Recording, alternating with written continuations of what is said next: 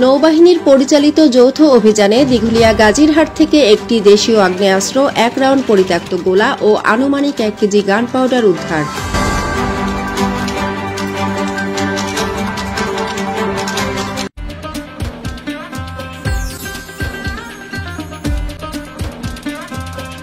মোহাম্মদ রুবেল ইসলাম জুয়েলের পাঠানো তথ্যচিত্রে সঙ্গে আছি আমি ফারহানা রহমান। খুলনার দিঘুলিয়া গাজীরহাট ইউনিয়নে নৌবাহিনীর পরিচালিত যৌথ অভিযানে গোয়েন্দা তথ্যের ভিত্তিতে গত 12 নভেম্বর মঙ্গলবার ভোর রাতে অভিযান পরিচালনা করে। অভিযানে মোহাম্মদ বাদশা গাজীকে আটক করা হয়।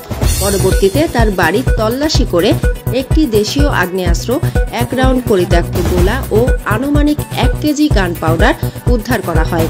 প্রিয় দর্শক, এই মুহূর্তে আমরা অবস্থান করছি খুলনা জেলার দিঘুলিয়া উপজেলা চত্বরে। গতকাল রাত 2টা থেকে যৌথ বাহিনীর একটি চৌকস টিম দিঘুলিয়া উপজেলার গাজীরহাট ইউনিয়নের বাদশা গাজীর বাড়িতে একটি অভিযান চালায় এবং সেখান থেকে আমরা দেখতে পাচ্ছি যে 1 কেজি গান পাউডার, দেশীয় তৈরি শুটার গান একটি এবং গোলা একটি সহ উদ্ধার করেছে। ইন-8 সিভিল পাওয়ারের আওতায় নিয়োজিত বাংলাদেশ নৌবাহিনীর দায়িত্বপ্রাপ্ত এলাকায় যৌথ অভিযান পরিচালনা করে আসছেন বলে জানা যায়। উক্ত অভিযানে দিঘুলিয়া থানার পুলিশ সদস্যরাও অংশগ্রহণ করেন। আটককৃত ব্যক্তির বিরুদ্ধে দিঘুলিয়া থানায় ইতোপূর্বে 6টি নাশকতার মামলা রয়েছে বলে জানা যায়।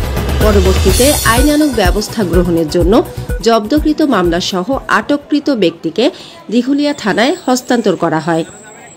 তো ফারহানা, আমার কাছে এই ছিল খুলনা জেলার দিঘুলিয়া উপজেলা থেকে সর্বশেষ সংবাদ। মোহাম্মদ রুবেল ইসলাম।